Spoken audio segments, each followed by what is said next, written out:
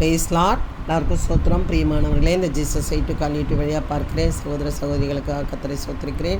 இன்றைக்கு ஒரு உவமையை குறித்து பார்க்க போகிறோம். மத்திய 13ஆம் அதிகாரத்தில் ஒரு சில வசனத்தை நம்ம பார்த்து தியானிக்கலாம். இது உங்களுக்கு ரொம்ப பிரயோஜனமாக இருக்கும்னு நான் நினைக்கிறேன். உங்களுக்கு பிரயோஜனம் இல்லைனாலும் மற்றவர்களுக்கு யாருக்காவது ஒருத்தருக்கு பிரயோஜனமாக இருக்கும். தயவு செய்து நீங்கள் என்ன பண்ணுங்கள், ஷேர் பண்ணுங்கள், ஜெபம் பண்ணுங்கள். நாளில் 13ஆம் அதிகாரத்தில் 18-19 வாசிப்போம். ஆகையால் விதைக்கிறவனை பற்றிய உவமை கேளுங்கள். ஆகையால் விதைக்கிறவன் யார்? ஒரு விவசாயி. அவர் என்ன செய்வார்? அவர் வெறும் மண்ணிலே நின்று வருவாரா? இல்லை. அங்கே என்ன பண்ணுவாருன்னா, காஞ்சி போன நிலத்தை முதல்ல என்ன பண்ணுவார், 2 மாட்டை கட்டி அவர் அப்படியே ரொம்ப அந்த மாடோட ரொம்ப கோஆப்ரேட் பண்ணி என்ன பண்ணுவார், அந்த நிலத்தை முதல்ல உழுதுவார். அந்த உழுத பின்பு அங்கே தண்ணி பாய்ச்சணும். அப்போ தான் அந்த கட்டி முட்டையெல்லாம் எடுக்கிறது என்ன பண்ணுவோம், சேடை ஓட்ட அது யூஸ் ஆகும். அப்போ அந்த ஏறு ஊட்டின பின்பு அங்கே தண்ணி ஊற்றப்பட வேண்டும்.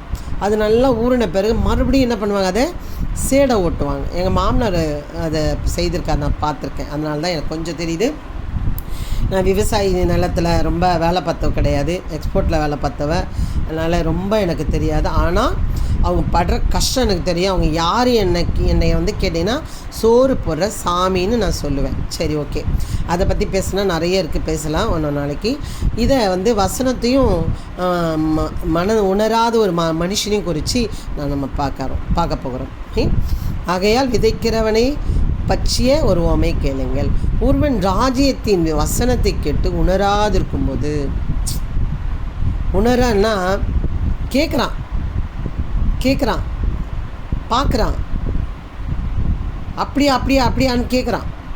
ஆனால் பொல்லாங்கன் வந்து அவன் இருதயத்தில் விதைக்கப்பட்டதை நல்ல விதையை போட்டிருந்தா, பொல்லாங்கன் வந்து என்ன பண்ணுறானா, பொல்லாங்கன் வந்து அவன் இருதயத்தில் விதைக்கப்பட்டதை, வசனத்தை விதைக்கப்பட்டதை, நல்ல வார்த்தைகளை விதைக்கப்பட்டதை, நல்ல வாழ்வு உனக்கு கிடைக்கும் சகோதரி சகோதரன் விதைக்கப்பட்டதை, உன் வாழ்க்கை மாறும், உன்னுடைய சூழ்நிலை மாறும், உன்னுடைய பாவம் மாறும், உன் நிலைமை மாறும், உன்னோட பிஸ்னஸ் மாறும், எல்லா சூழ்நிலை மாறும், உன் தரித்திரங்கள் மாறும், வியாதி மாறும் என்று சொல்லப்பட்ட விதையை பொல்லாங்கன் வந்து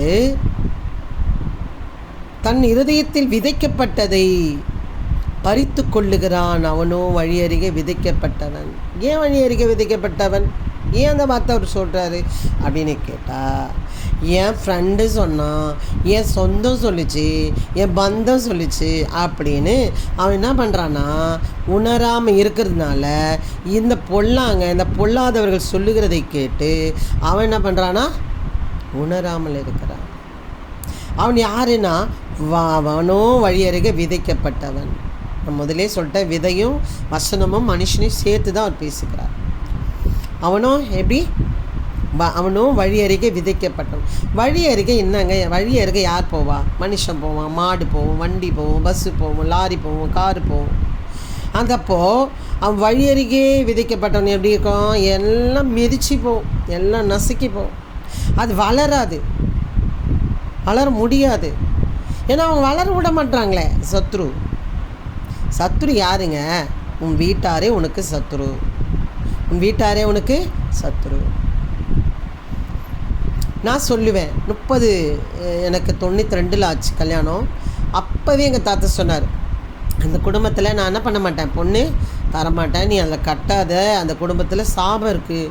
தனிக்கே பயங்கரமாக நாங்கள் சாமி கும்பிட்றோங்க. எங்களுடைய பாட்டி தாத்தா வீட்டிலலாம் நல்லா சாமி கும்பிடுவாங்க. நல்லா தேர் இழுக்கிறதுக்கு ஃபஸ்ட்டு நம்பர் 1 அந்த ஊரில் வந்து நாங்கள் அந்த கிராமத்தில் எல்லாத்துக்கும் அந்த பள்ளிக்கூடத்துக்கே அவ்வளோ பெரிய இடத்த எங்கள் தாத்தா கொடுத்துருக்குறாருன்னா, அதெல்லாம் அப்போ பாருங்கள், அந்த டீச்சர்லாம் வந்து அவங்கள அவ்வளோ கனம் பண்ணுவாங்க எங்கள் தாத்தா பாட்டி வீட்டில். பிரியமானவர்கள், அப்படி அந்த தாத்தா சொன்னார், எப்போ விக்கிரகத்தை வணங்க 92 நான் சொன்ன வார்த்தை நான் சொல்லுகிறேன், அந்த குடும்பத்தில் என் பேத்தியை நான் தரமாட்டேன், அந்த வீட்டில் சாபம் இருக்குதுன்னு சொல்லி. நான் என்ன பண்ணல, கேட்கல, நான் கேட்கவே இல்லை. அது மண்டியிலே ஏறல எனக்கு. என்ன கண்காமுச்சு காப்பாற்று வர சொல்லிட்டார் என் புருஷன். அவர் என்னை காப்பாற்றுன்னு போனேன்.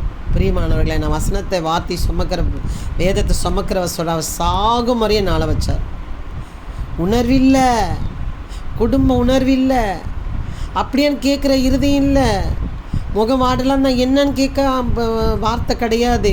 ஜோரமாக அந்த தொட்டு பக்க கைகள் இல்லை, தொடாது. அப்படி உணராத ஒரு இருதயம், சிந்தை, நல்ல சிந்தை இல்லை, குடும்பஸ்தானம் இல்லை, புருஷ லட்சணம் இல்லை. பிரியமானவர்களே, அப்படி கிடந்த என்னை ஆண்டவர் பிடித்தார்.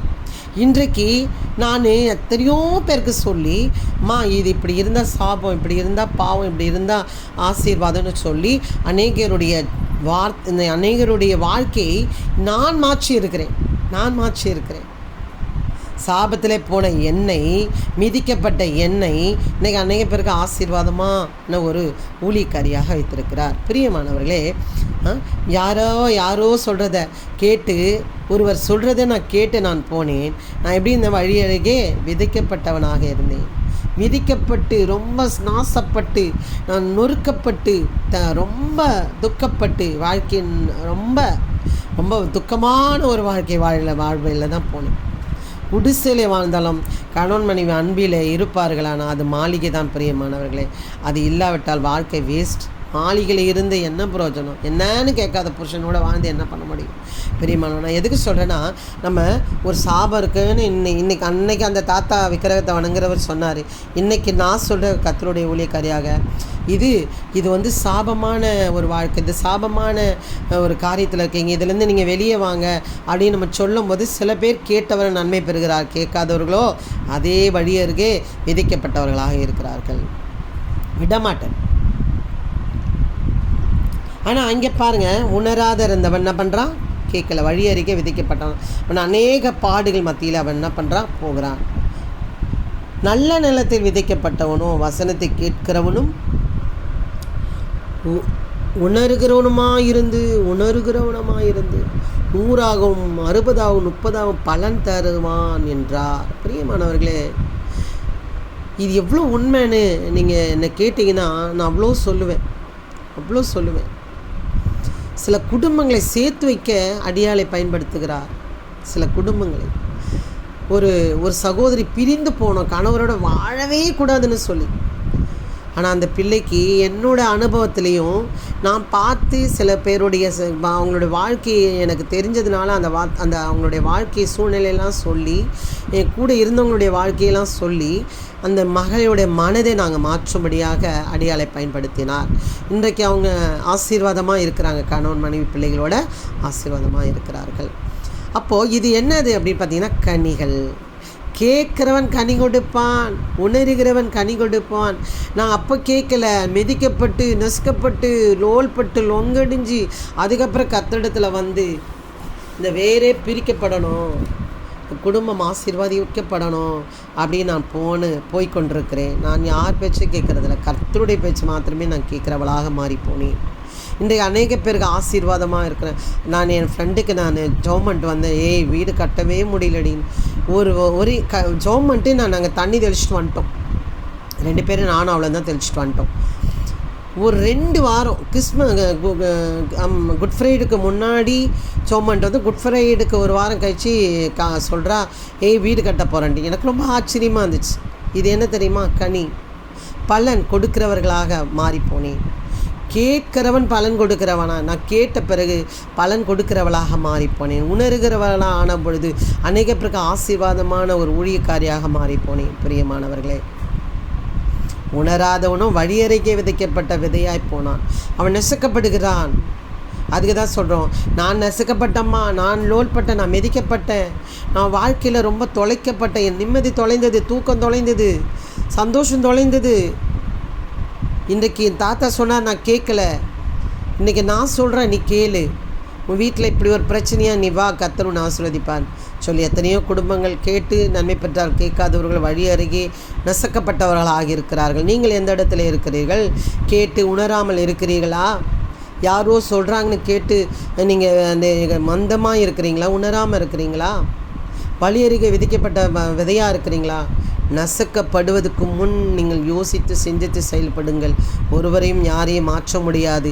கர்த்தரே மெய்யான். சுவாமி விவேகானந்தர் சொல்லுகிறார், நீ இயேசுவை மனிதன் என்று எண்ணுவாயானால் அவரிடத்திலே நீ போக வேண்டாம்.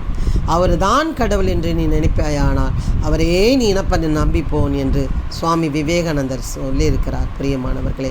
அதனாலே அவர் தான் பாவ சாபத்தை தீர்க்க முடியும், அவர் தான் நம்மளை கனி கொடுக்க வைக்கணும், அவர் தான் நம்மளை ஆசீர்வதிக்க வைக்க முடியும்.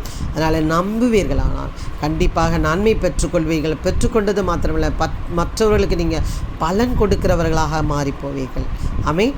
இந்த மெசேஜ் உங்களுக்கு ரொம்ப பிரயோஜனமாக இருக்குமானால் நீங்கள் பெற்றுக்கொண்டது உங்களுக்கு நீங்கள் பாருங்கள், உங்களுக்கு பிரயோஜனமாக இருந்தால் கேளுங்க, மற்றவர்களுக்கு நீங்கள் ஷேர் பண்ணுங்கள், அவங்களுக்காவது பிரயோஜனமாக இருக்கும்.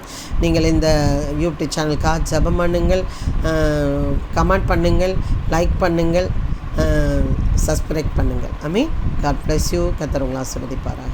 அல்லேலூயா.